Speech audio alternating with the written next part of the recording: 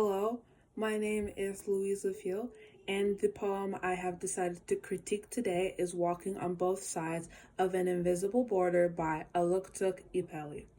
Ipeli is an Inuit-born poet in 1951 on Baffin Island, which is known today as Nunavut. He is an internationally known journalist, Inuktitut translator, graphic artist, and cartoonist.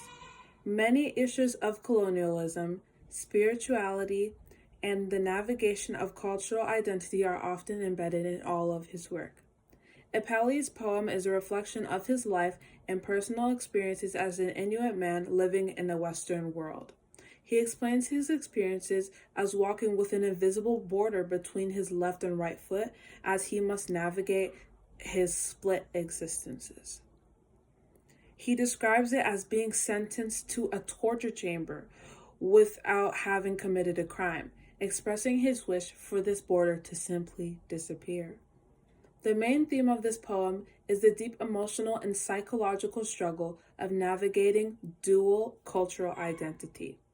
This poem relates to UNDRIP Article 8 because it shows how Indigenous people can be pressured to abandon their language, culture, and identity to fit into a dominating society.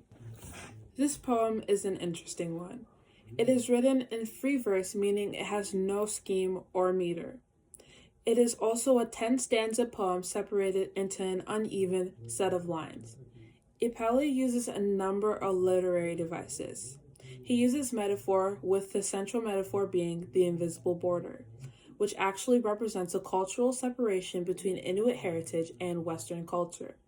Then symbolism, by the border also acting as a symbol which reflects Ipeli's emotional struggles when trying to belong to both worlds, which further symbolizes the fact that he can't have both at the same time due to the way society is formed. Also incorporating imagery with the verse, "It is never easy, walking with an invisible border separating my left and right foot," which describes a picture that elicits a strong mental image in the minds of readers. The mood of this poem can be seen as frustrated, brutally frank, torn, tense, and even tortured. It is clear that the narrator is in a lot of mental despair when speaking on his experiences with the verses, "When will this all end?" and each and every day is a fighting battle. The fact that Ipeli decided to write this poem in first person makes it a lot more personal and emotional, and as if the story is being expressed to the reader specifically. The poem's form makes it very straightforward and easy to read, which makes the meaning behind it easy to comprehend and reflect on. This poem resonates with me because I also feel like I must conform and am fighting with the emotional repercussions of having to do so. Every single day, I am faced with Western beauty standards that do not fit me and my features, so I often feel like the way I dress, behave, and act must be in line with the Eurocentric beliefs.